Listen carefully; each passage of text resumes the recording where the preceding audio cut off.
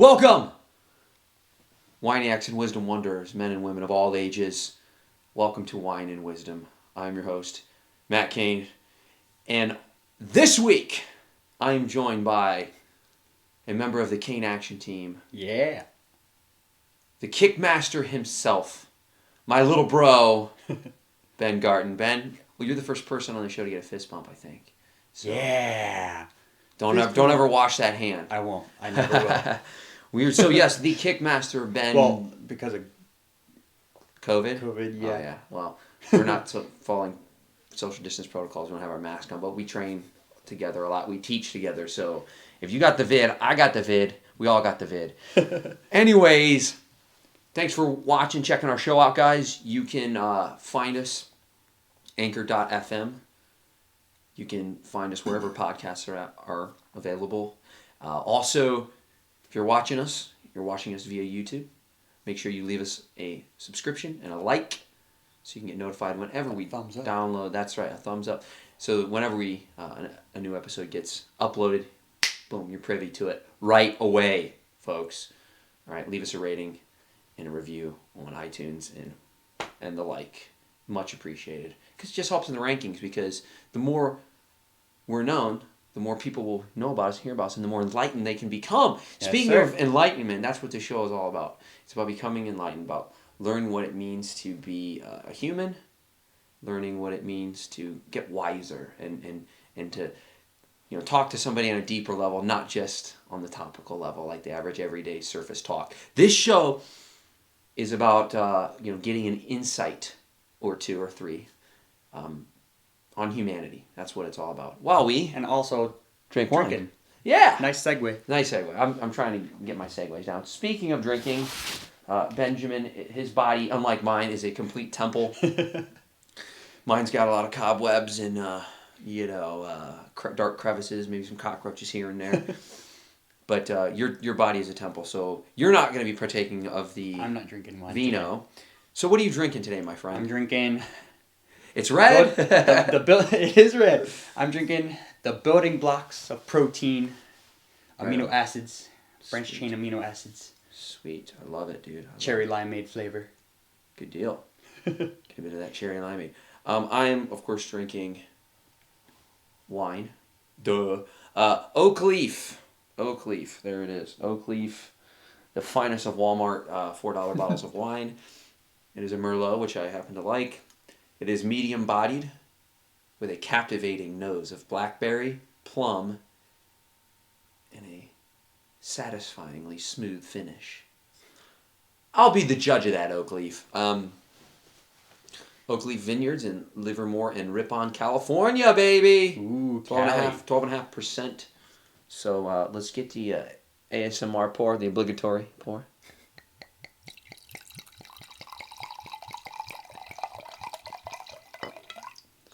All right, there it is.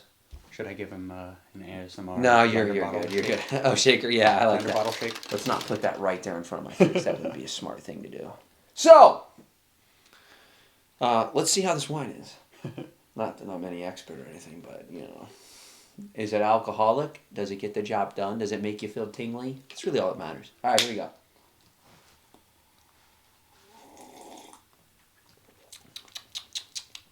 Tastes like $4. All right, moving on. So,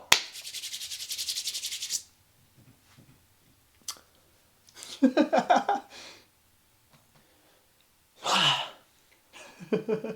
should do some martial arts, right? We'll be getting into that. That's for sure. So, who the hell is Ben Garton? Well, like you said, Kickmaster. I'm a martial artist. I am a son, a brother, a Catholic, and a college dropout. Ah, okay. And I'm sure we're going to be talking about all that stuff. Sweet. So let's get this. Let's address the elephant in the room right away. Mm-hmm. Where'd you get the moniker Kickmaster? Kickmaster. So as you guys can see, I'm a huge fan of Martial Club. I got my tank top on. I'm also wearing the hat. But I'm a big fan of Martial Club. in one of their videos, at the very end of the video, Andy Lee, in the vlog, he was talking about how you have to dedicate yourself to something that you want. If you want to pursue martial arts, you pursue martial arts. Yeah. If you want to pursue art, you pursue art, and you got to put everything into it. You got to put 100% effort, channeling that warrior spirit they always talk about. And he said the words, if you want to be kickmaster, you go be kickmaster. And right when I heard that, that's when it clicked.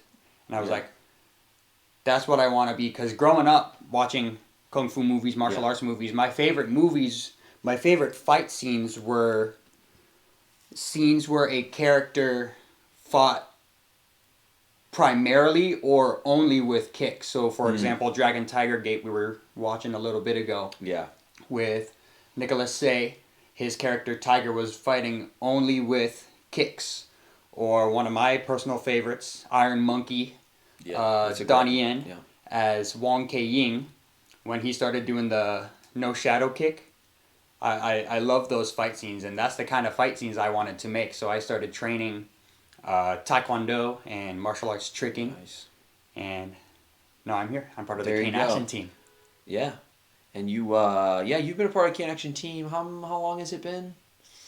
Couple years, 3 years? 3 years now? 3 years? 3 years almost? Isn't it funny when people, they're like trying to guess how long it's been? Why did their voice goes up octaves? Like, has it been 3 years? Yeah. And it's been awesome having you on the team, man. You're definitely like one of my right hand, I shouldn't say one of, you're like my right hand dude, which, and we can jump into this, like one of the reasons that you're kind of my number 2 on the team is because I can trust you, and you're one of the hardest workers I know, and you're one of the most respectful, most politest people I know, somebody of high integrity. So and that's like very rare to kind of find in this world, so that's why you've moved yourself up the ranks pretty quick. Because I'm like, I don't know, who's this kickmaster? Like, but it's great. Everybody needs a gimmick, man. I love it. Yeah. So I'm like, who's this guy? And then immediately, with your humility and how respectful and kind you are, I'm like, oh yeah, this guy's he's genuine. He's legit, and I can trust him. And that's really important, guys, when you're making film, to have people around you, number one, that you like, because you're going to be around them for a while. Like, we've done 8, 10, 12-hour days on set and many days at a time. You don't want an asshole. Oh, yeah. You don't want somebody you don't get along with. You want somebody that's cool, that you can kind of hang out with, and honestly, especially when you're doing indie film, somebody you can trust. Yeah, I'd rather have somebody with, they don't have I'd rather have somebody with lower talent that I can trust and is a hard worker than somebody that has all the talent in the world, but I can't trust them. Yeah. And there's been so many, you can attest to this too. There's been so many people come and go on the team, right? Yep. Yeah. Because of for various reasons, and they could have incredible talent, but it's the ones that are meant to stay will stay, and they're usually people that, like I said, you like to be around. But most importantly, that are people of integrity, people that are trustworthy. Yeah.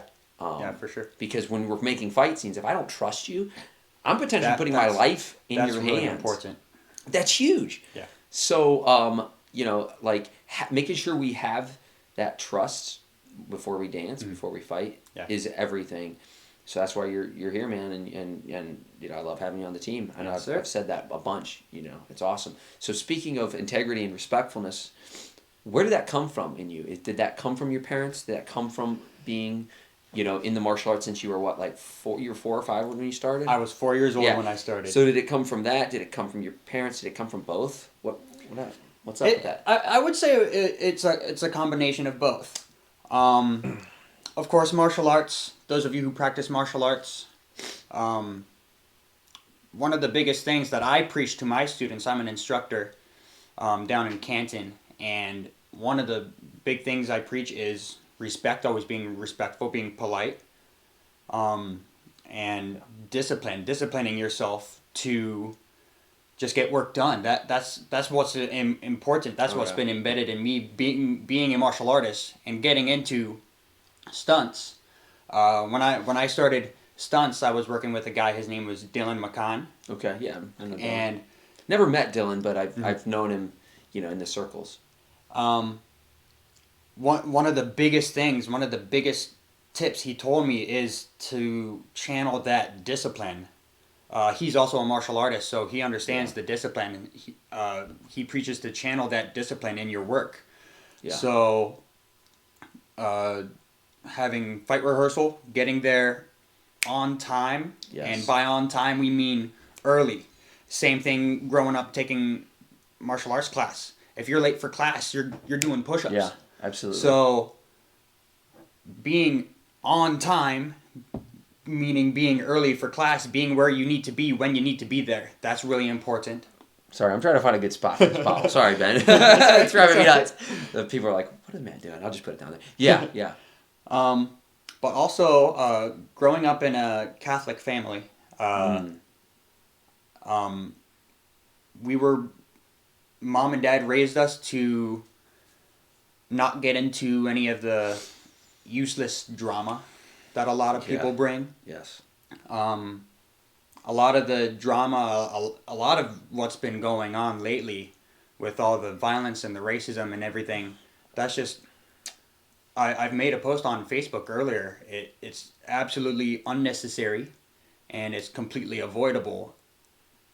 But like you said, that's rare to find in people with the respect and the discipline. And I try to, through being a martial artist and being a performer, stunt performer, I try to preach that word of respect and discipline, controlling yourself. It's okay to have an opinion. Yeah. It's okay to be opinion, yes. It's okay to be mad. It's okay to be angry at something, but never let that emotion dictate what you do to others. So that's where the discipline comes in. Practicing martial arts, practicing with another person, you learn to control yourself, control your body so you don't hurt your partner. Being in fight scenes all the time, and you know me, when we practice, I don't want to hurt my partners. I don't want to hurt my family members. I don't want to hurt my friends. Yep. So being able to control yourself in that kind of situation, you learn not to act in anger. You learn not to act disrespectfully, because like I've been saying, it's not necessary to do. Yeah. There's so many jumping points here. I would attest that, like, I think I've only seen you angry one time, and it was nothing crazy, but like just one guy on the team was getting a little too physical when we were doing something, and he was a student of yours, so you kind of had to help put him in his place. That was your place to do that, but it wasn't anything like crazy. You weren't like cussing and screaming and yelling, and that's beautiful, and it's rare to find. Like we were talking beforehand, and I think I've heard you say one. And is your mom gonna be watching this? She probably will. Possibly. I've only heard him Mom, say, if you're watching this, hi. I've only heard your son say one cuss word, and that was because I forced him to say it. Yes. I'm sorry, I'm a bad influence. It wasn't in the context of being angry at No, it was he was playing a character. Playing character. So, but anyways, that's rare to find. I sometimes, like, cuss words are... Like, I use them to think. Like, shit. Like, wait, fuck. Like, yeah. But anyways, but yes, you're completely right. Being in charge and control of your emotions is huge. Now, having emotions is a part of being a human being. There's no doubt about it. However, there's so many people in this world that are so hooked into their emotion. Yes. You have to step back, and I'd like to talk about, having a witness to what's going on in your life. Like, there's you, the thinking mind, and then there's somebody watching. Like, there's somebody watching all go by. So, like, if I get angry, I'll go anger. Yeah. And it just kind of puts it in perspective. And you let that emotion, let it do its thing, and then let go of it. Yeah. Right? Buddha says, holding on to anger is like holding on to a burning coal. In the end, you're like if you're trying to throw it at somebody, you're the one getting burned. You're getting burned, yeah. So that's a brilliant point, Ben. The other thing that you're mentioning was, and we'll come back to religion in a second, but you being a martial arts instructor and you teach kids, especially young kids. I know I see you with the little ones, man. I don't know how you have the patience for that. That's a skill in of itself. But it's interesting because we both teach. Again, you help me as well in addition to teaching at East Coast. You gotta realize when you're a martial arts instructor to kids, you're a role model. Yes. And I've had a lot of parents, and I know you probably this mirrors your experience. You've had a lot of parents come up to you and say, you've been such a positive influence in my son or daughter's life. I want to let you know that they look up to you as a role model, like a superhero. Because, to them, like, you can do all these cool moves, these jumping, spinning kicks and stuff, and they like beating you up and seeing you go flying. Yeah. So you're like the coolest person they know, right? I think I saw a meme before. It was like, I get, my coolness from my, my martial arts instructor. Yeah. So I'm sure you're aware of the impact that you're having on kids' lives. Oh yeah, absolutely. And I guess my point is speak to that experience for you and how important it is. Well, I can tell you, I know that I have that big impact. Actually, last year, I was blessed with the opportunity. One of my students, his name is Lucas. Shout out to my man Lucas. I became his godfather. Wow, that's beautiful. So that's cool. He was baptized last year. And his parents asked me to be his godfather, and I was very happy to accept it. Yeah. Yeah, I was very, very happy. They're not just gonna let some guy that works at McDonald's, hey, can you want to be the that's awesome, man. That's really cool to be, that they feel like you have that much of an impact on somebody's life that they will let you in on that ritual and that experience. That's beautiful. But yeah, you're changing lives, and that's something that's so rewarding. That's why it's like, if I wanted a job that was all about money, I wouldn't be doing this. You wouldn't be doing this. Yeah. But that's not what it's about. When you hear from somebody how you're impacting somebody's lives and you're potentially changing the trajectory of somebody's life, there's no amount of money that can replace that. It's such a rewarding, fulfilling experience to help somebody become the best version that they could be. Because you've been through it. I've been through it. We've been through those times where it's tough, like martial arts. Sometimes you want to give up. It's like, man, this is really hard, really tough, even if you love it so much. So you need to, you understand what that student's going through and how you can help them get there. And the transformative power of martial arts. Oh, yeah. So, that it's so impactful and powerful to be a light for somebody like that, to help them on their path. At the end of the day, we're just teachers. We don't walk the path for them. We just help them find it. It's all with all gurus, teachers, instructors, what have you. It's not like we're not. Look how awesome I am as an instructor. Look at me. I made all these wonderful, beautiful students bow down and worship me. Right? That's not it. Yeah. Because what it is, all an instructor is just a mirror to somebody else, right? Yes. When somebody's looking in, they see what's possible. Like, we're here to just show them what's already inside of them, and then just help bring that out. Like that beautiful, unitive, powerful nature that's inside of everybody. As instructors, we're here to just show them that what they don't know yet. Yeah, that's an important point I like to bring out in my students too. When I see a student slacking in class, being lazy, I don't like that. Yeah.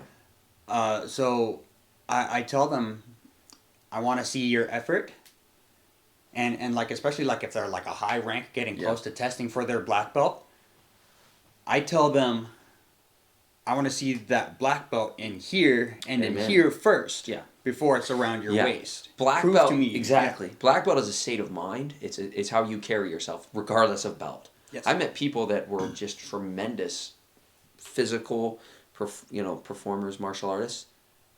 But in terms of life skill, in terms of life quality, or not life quality, that's a horrible way to say it. Yeah. But in terms of morality, integrity, they're lower than a white belt, right? So black belt is not just a belt; it's a quality of a person. It's so much more than that. Yeah, like you should be able to, throw a side kick or do some, do a few moves. But that's what people don't understand. When people knock, some people that, oh man, why did they get a belt? I'm way better than them. Why did they get a black belt? Like, look at their skill. It's like they showed commitment, they showed work ethic, but most importantly, they're somebody of integrity and high moral character. Mm-hmm. So in that essence, that's what it really means to be a black belt. Doesn't mean you hand them out like candy. Halloween candy. Here you go. But all the McDojos. But I think there's people that miss that important concept. What is it about martial arts that you love? What drew you to it? Well, the reason why I started with my older brother. Shout out to Kuya, Chris. We grew up 90 Lots 90s of shout outs, kids. man. Nobody's got as many shout outs as the Kickmaster. He must be a popular dude, man. Go ahead. Sorry. 90s kids. We grew up watching Ninja Turtles. Oh, yeah. Power Rangers. Oh, yeah. And as best as little 4-year-old and 5-year-old kids can do, we mimicked what we saw on screen. Like, we would pick like a Power Ranger. Like, I would be the red one and my brother would be the blue one or whatever. And as best as we could as little kids, we would mimic what we see on screen. And at that time too, they had that little bit at the end of the show where they would have like a karate lesson with one of the Rangers. He would teach us how to like throw a punch, or they would talk about what to do when you face a bully or whatnot. So Mom signed us up at East Coast, where I'm an instructor now. And day one, I just absolutely fell in love with it. I didn't know what it was at the time, but there was just something that first day that just hooked you. It clicked for me. It turned on something in you. It did. Yeah. I know that that feeling all too well. And ever since that day, like really dedicating my life to practicing martial arts, my passion, my love for martial arts grew from like a little campfire to a bonfire. A blaze. So, and now being an instructor, being in that leadership position in the school, I now have the opportunity to share what I've learned, whether it be technique or simply teaching young adults, children, kids, to be good people. So having that opportunity, that's what drives me. Being that as a kid, I looked up to lots of heroes, Power Rangers, Ninja Turtles, and then also when I discovered Bruce Lee, Jackie Chan, Donnie Yen, all those guys, I looked up to them as my heroes. Right. And I want to be that hero for someone. That's beautiful, man. Yeah, it's and like we said before, it's one of the most rewarding careers you can have, honestly, bar none. So and I feel blessed. I feel special that I get to do that. I get to do that for a living. Like there's not too many people that can say that. Yeah. So aside from family, friends and family, would you say that martial arts is the most important thing in your life? Tough question. Yeah. If it weren't for martial arts, I would not be where I am today. Yeah. Am I making a lot of money? Yeah. No. But the way I see success is being absolutely that hero, that role model for someone. Well, we all define success differently. Oh yeah, for sure. Like I've mentioned on this podcast before that my definition of success is not monetary.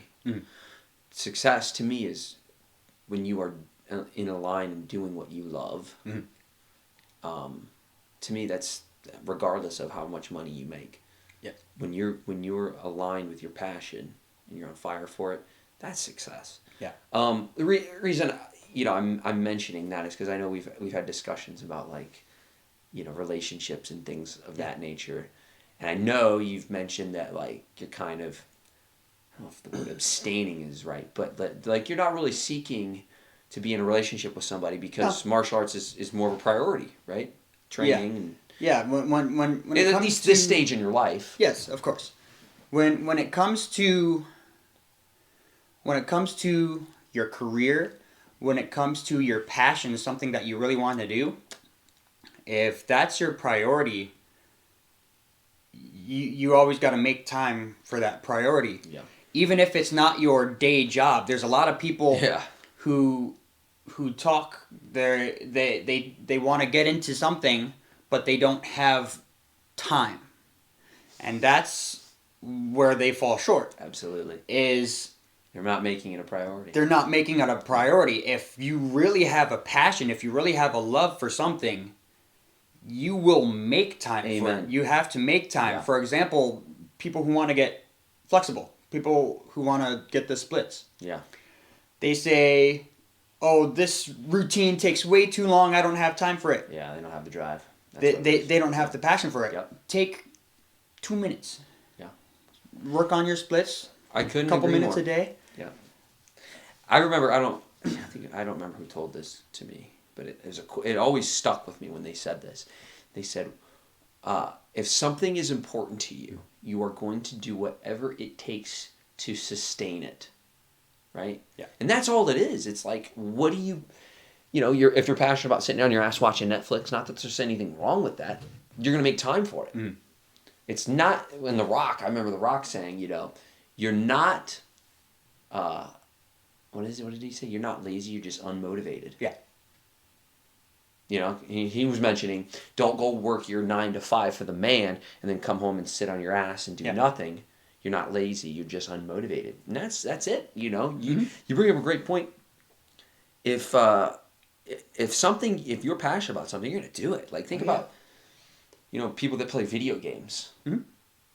And neglecting other things. Not that there's anything wrong with video games. Video games can be terrific in their own, right. But if you're neglecting other things in regard to that, like you're passionate about video games. So whatever you're passionate about, you're going to make time for. If it's important to you, you'll make time. Excuses, everybody has an excuse. We all have the same 24 hours in a day. Do. So get your sleep, get your 7, 8, 9 hours, and then crush the rest of the day being passionate about what you are passionate about. Love what you. And if you hate if you hate your job, something's fucked up in the process, right? Change it. So don't just, because I hear so many people bitch and complain, it's like, okay, what are you going to do about it? If you hate your job, what are you doing about it? Are you going to work your job so you can pay your bills, yada, yada? And then the time when you're not working, what steps are you taking to improve that, to get to what you want to do? And it may take time for somebody to find what they're passionate about. Like, I think we're blessed that we found something young and early that we're passionate about. Yeah. I was a teen when I fell in love with martial arts. You were maybe a little bit younger. So we're blessed that we found it. But if it takes self-reflection and introspection to kind of find what you're passionate about. And it may come later in life. Who knows? Yeah. But the bottom line is, you bring up a terrific point that whatever, if it's important to you, you're going to make time for it. Yeah. Right?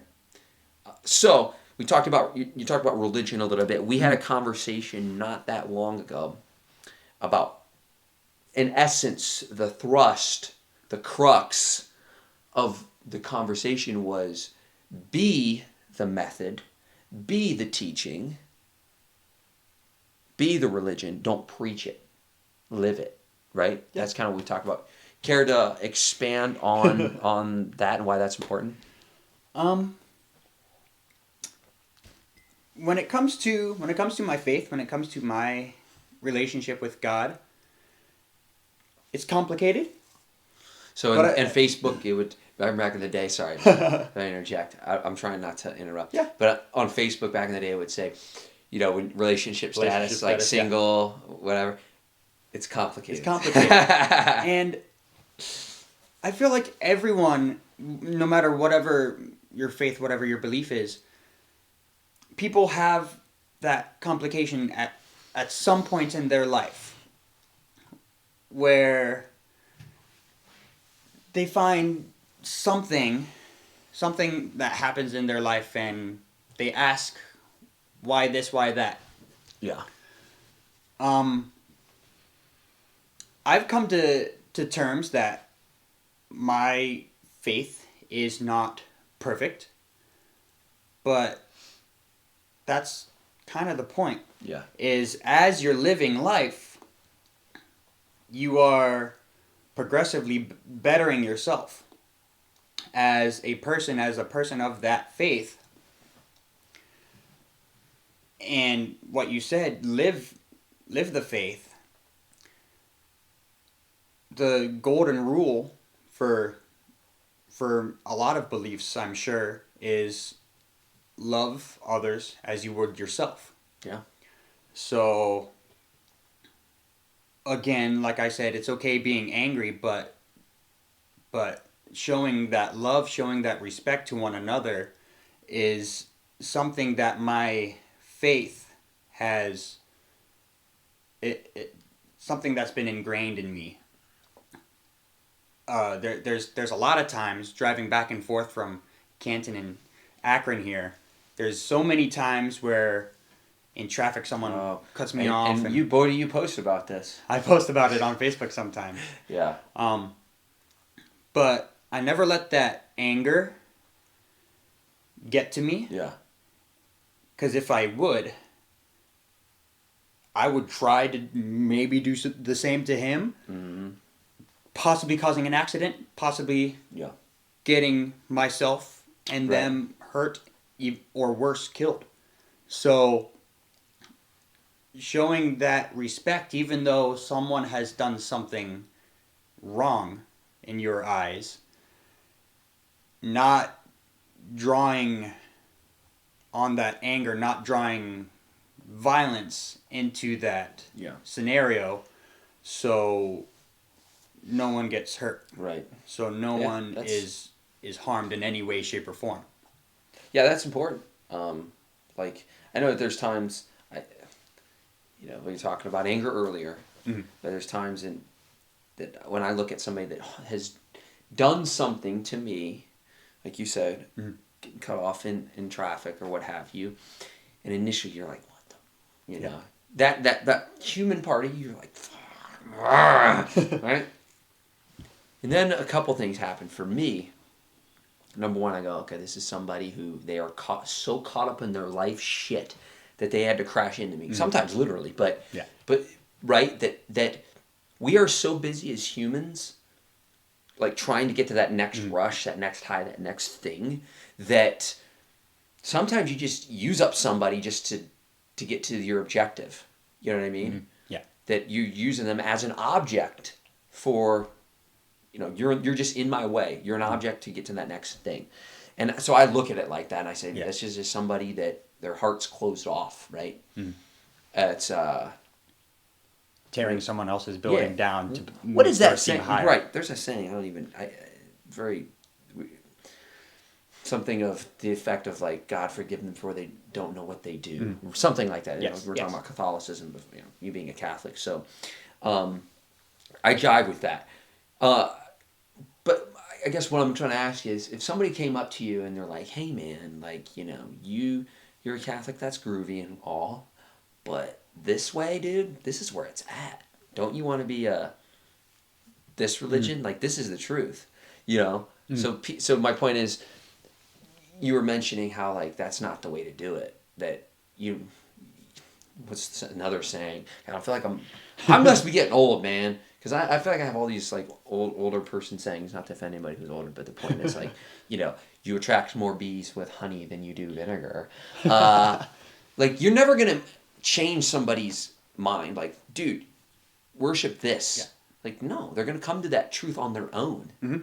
And like we were saying, you live it, you be it. Like, let your, Gandhi said, he got off the train one time and the press were rushing at him, like, give us a beautiful, give us a quote, what it's all about and stuff. What's your message, And he just said, my life is my message. Yeah. That's it. You live the teaching. You become the method. Mm-hmm. It's not like It's this way or the highway, pal, because we don't know. Like on the other side, who knows? That's faith, right? And Yes. you can believe what you believe. I can believe what I believe. They can believe what they believe. That's great. But more important than all that, what you said is like, treat others how you want to be treated. Every religion has that. And you get out of religion what you want. Yeah. But most importantly is become that teaching. And that's more of a message than anything. Like, man, that Ben Garton, why is that dude so, like, why is he so kind? Why is he so nice? Why is he so calm? Like, what is it, man? I don't know what it is, but I want it. That to me speaks more volumes than, hey, man, have you heard about this? Yeah. Like, this is the way. There's not proselytizing. It kind of sticks in my craw like that. Live it. And then if somebody's curious of their own accord, they'll be like, hey, man, what's up? Why are you so cool, man? Like, why are you like,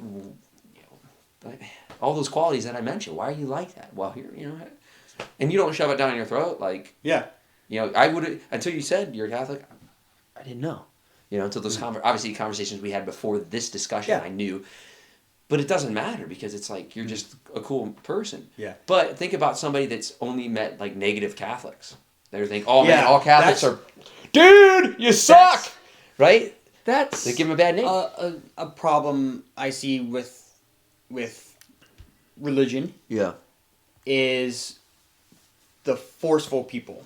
Oh yeah. People saying, if you don't believe in my religion, if you don't believe this, if you don't believe that, you're going to hell. You will die, you will go to hell. And that's the thing is the religion, it's fear-mongering. The religion compels them to go and tell people, like, dude, it's because I care about you.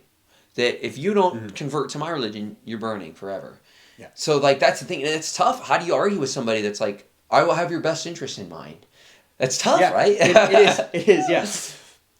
Yeah. So, that's good stuff, man. And yeah, so, like,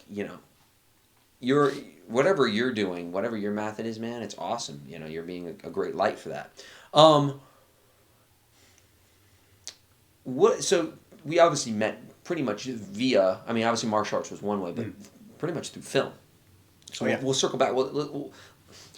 Let's talk about film real quick. What is it about film you love? In filmmaking, I guess. Filmmaking? Yeah.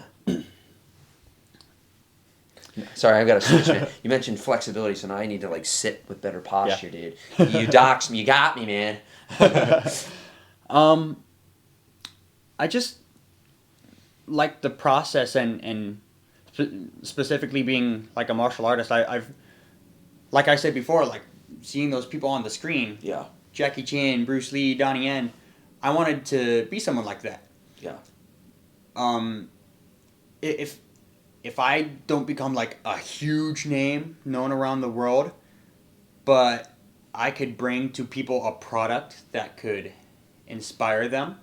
If I was a part of that team, like the Kane Action team, a part of the group of people, even just being behind the scenes. Yeah. We were talking about like me getting into like working the camera and stuff like that. Right.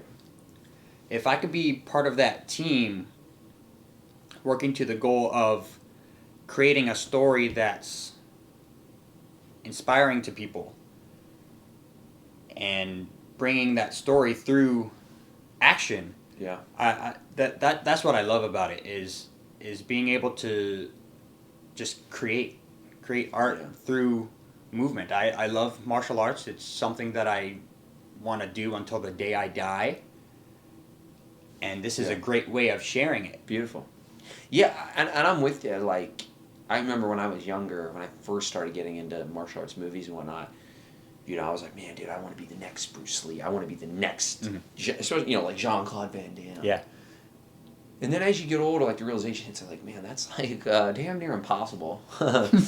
But regardless of that, like, I knew once that kind of, like, dissipated a little bit, I'm like, that's just me stroking my ego, right? Yeah. Like you said, I just want to be a part of it. Yeah. I knew that this is the coolest shit I've ever seen in my life. And I want to I just want to have my thumbprint in that world. Right? I want to contribute to that world and and entertain people through our passion. I just want to be a part of it. Yeah. And regardless of how famous we can become, how much money our films make, whatever. Bottom line is we enjoy the process, right? Yes. And getting back to what we talked about before with success is if you enjoy the process, you've already won. You're successful in my book. No matter what you're doing, you can be flipping fries, right? If you enjoy that process, you're a winner. Mm-hmm. So I'm completely with you on that.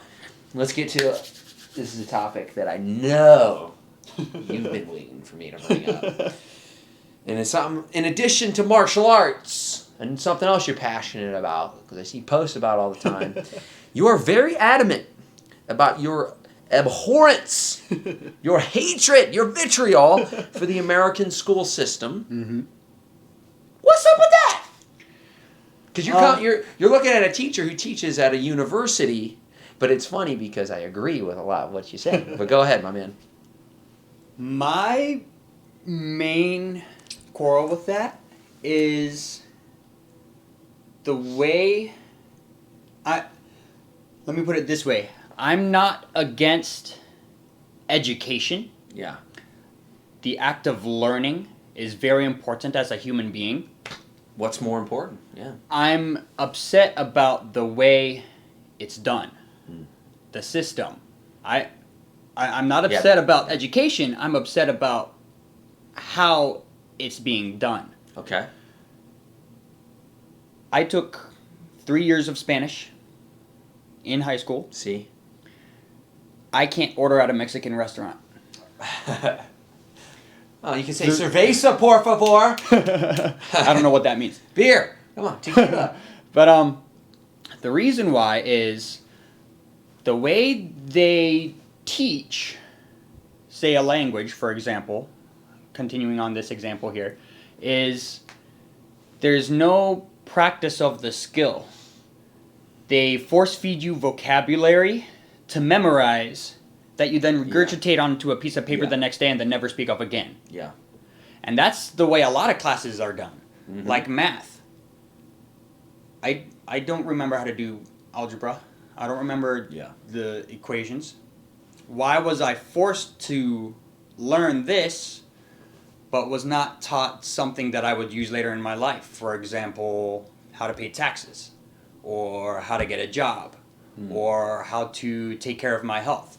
Yeah.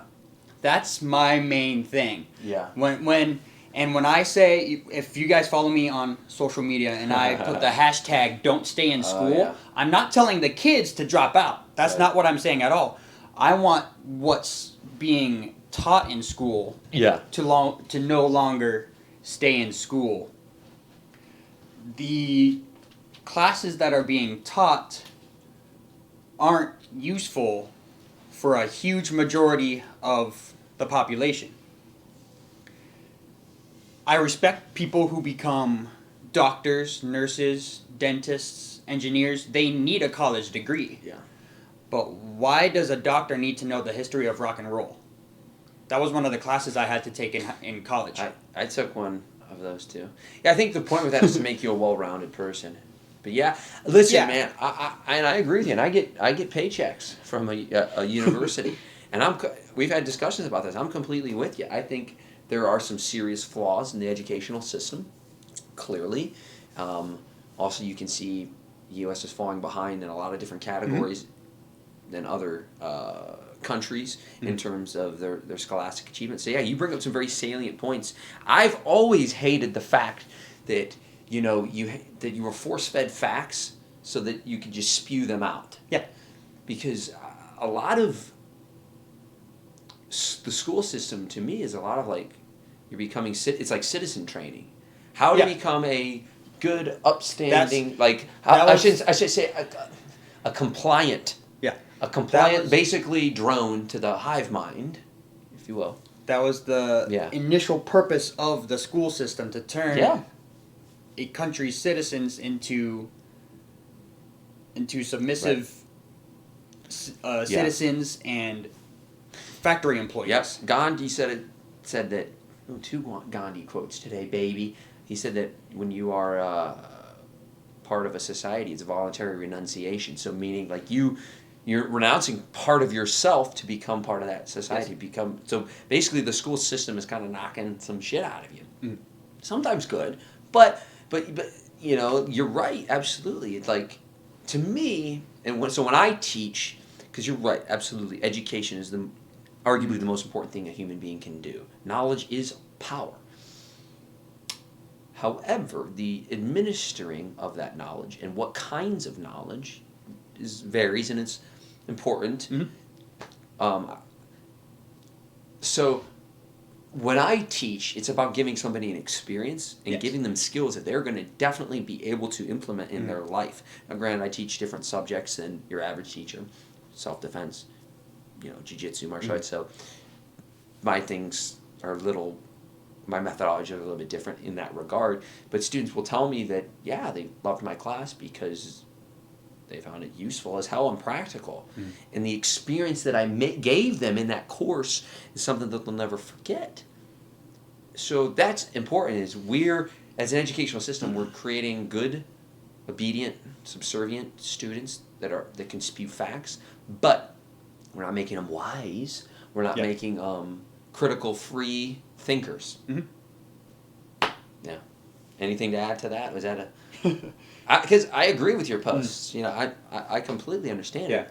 I think education and teaching and the school system has its place, but you're right. There's so much...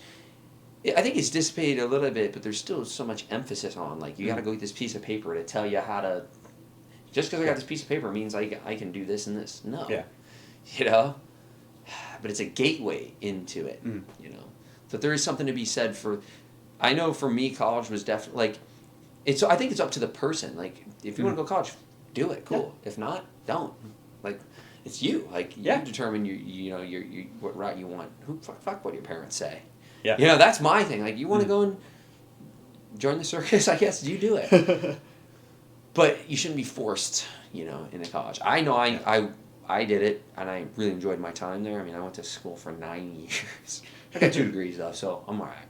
But it's funny coming from somebody that's got 2 degrees and it teaches at a university and is agreeing with somebody that says, "Fuck the school system," right? It's just funny. In my head, I don't. Yeah. I feel but yeah. So I've been wanting to talk to you about that for a while. So those are some very cogent points. Let's round third here, my man. A couple questions. Yes, sir. Who do you look up to the most? Ooh, I stumped him. I would have to say my parents.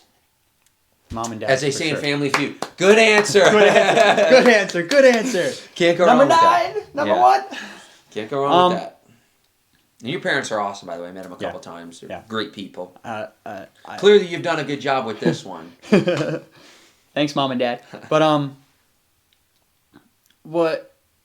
what they've instilled in me, and we spoke about this before, what they've instilled in me, the lessons that they've taught me. Yes, we do disagree on things here and there. Yeah. But we have that love and respect for each other all the time. And when it comes to inspiring, so my mom was diagnosed with breast cancer a few years ago.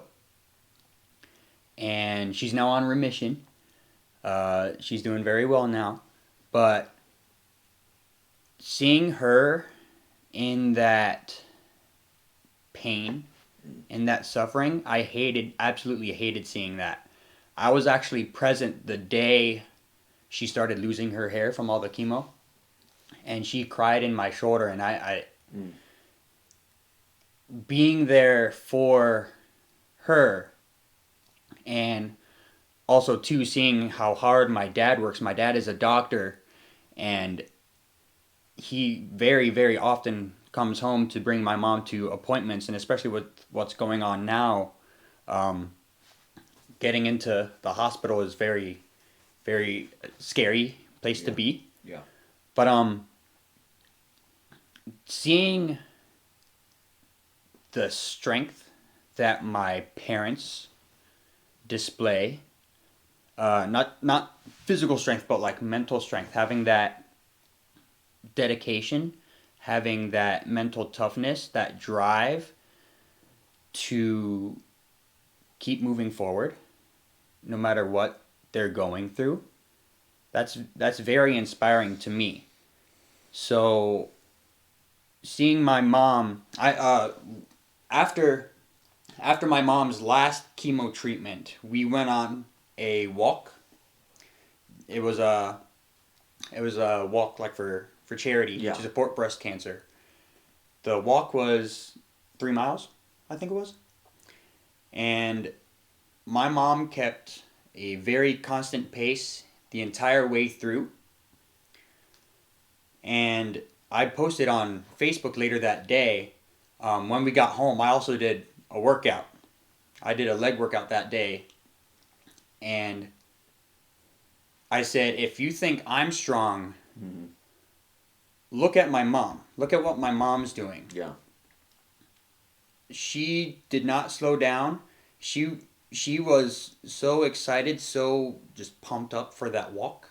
Yeah, it's awesome. Because that was like one of the like big events that happened very soon after she did her last chemo treatment. Mm-hmm. Seeing her push for that was like probably one of the most beautiful things that I've seen. Yeah, yeah.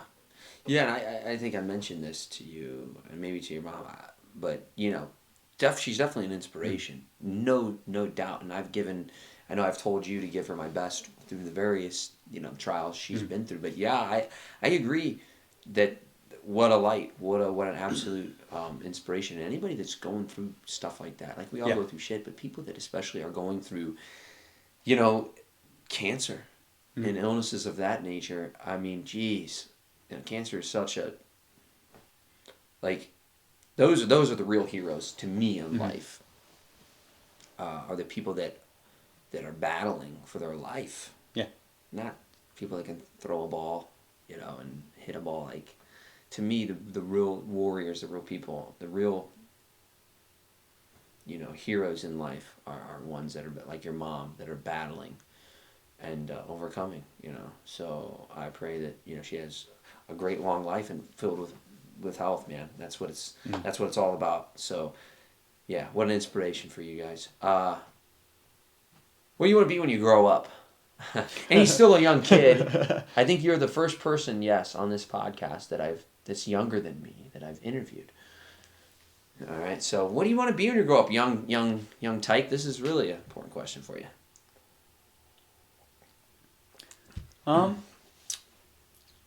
I guess I kind of already answered this. I want to be a superhero. I want to be a hero. Let me give you a news flash, Chief. You already are to a lot of people. So you are definitely on that path, man. Yes, sir. Thank you. I guess our last question. Can't really go back 20 years in time for you because you'd be in a crib, right? You'd be crawling. 20 years ago, I'd be 5 years old. Yeah, okay. Watching Power Rangers. Okay. But what would you do if you did have to record a message for like your young self? What's your wisest advice you could give somebody? This was the question I was trying to dreading the most. Well, you've been nailing all these, so I'm sure this will be terrific as well. I would say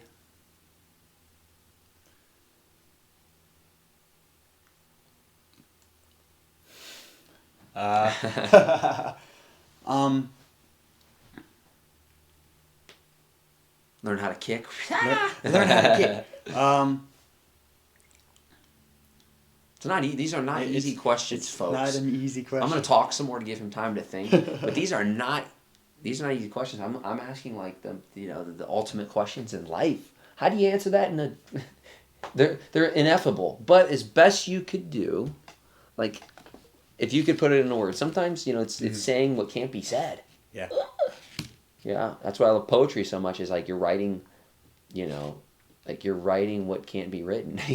It's saying that's you know what I mean. Like it's the shortest distance between two people is poetry. The shortest distance between two people is like that. these beautiful questions, but they're it's tough. But however, but you can't pass though. You gotta give me something, man.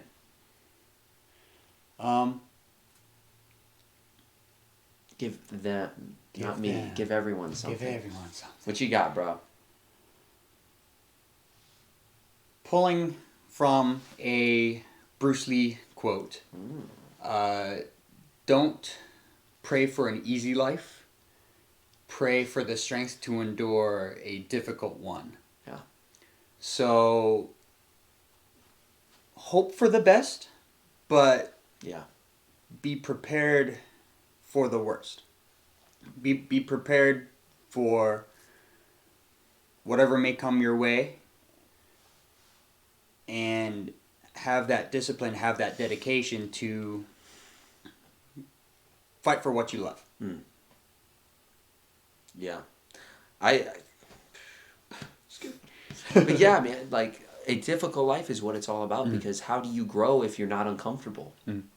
Right? Yeah. That's where the growth occurs. When you get pushed to the edges of your being, that's where you get pushed back in on yourself, and you're like, damn, like that's where the most amount. Think about all the difficult things you've been through in your life. I know personally for me, and you guys out there, think about that shit. You don't want it to happen again, but you're also like glad, you're blessed, and you look back on it and say, man, that really helped change me and taught me a lesson I needed to learn. Yeah. So that's the kind of life you want. I couldn't imagine living a life with no suffering. Like, suffering is everything. Yeah. To be able to look up at the beautiful blue sky, the snowy peaks of the mountains, and see it's all perfect, yet look down at the snow and see the blood on it, right? Yeah. Like, being able to see how suffering sucks, it stinks, it's the worst, but at the same time how it's perfect and how it's all a vehicle to make you the best version of yourself possible and help you grow. So yeah. Cool. Yeah. Going back to the religion topic, I believe that one of the reasons why God put us on this earth is to learn that. Yeah. Is to learn what's right and what's wrong, so that when we get to heaven, we have found peace and everything is right in our lives. So we understand that light cannot exist without darkness. We can't have that good without the bad. So learning through that suffering, taking that experience and looking at it not as a failure, but as an opportunity to learn, to become better, to better ourselves. To grow. Yeah. That's it, man. You think there's martial arts in heaven? You think you'll be able to throw some kicks when you're up there? You gonna spar with Jesus? Yeah. But yeah, no. In all seriousness, absolutely. That's a beautiful quote, and I agree, man. That's one of the most powerful answers I think that you could come up with. I think we said it all, dude. Yeah. Beautiful, man. The Kickmaster! Wow! Hell yeah! What do you always say, J-O? What is it? What is Jail. Jail? That's what the martial club guys say. That means what? It means... Does it mean like, let's go? Come on, or let's go. Yeah, beautiful. Ben, where can they find you? You can find me on Instagram, on YouTube, and on Facebook. It's pretty much all the same. Kickmaster Ben Garton. That's BenGarton. And another shout out. If you guys are in the Canton area and you want to practice martial arts with myself along with my family at East Coast Martial Arts, you can go check us out. Our website is teameastcoast.com. On Instagram, it's team_ECMA for East Coast Martial Arts. And I've heard nothing but good things about the school.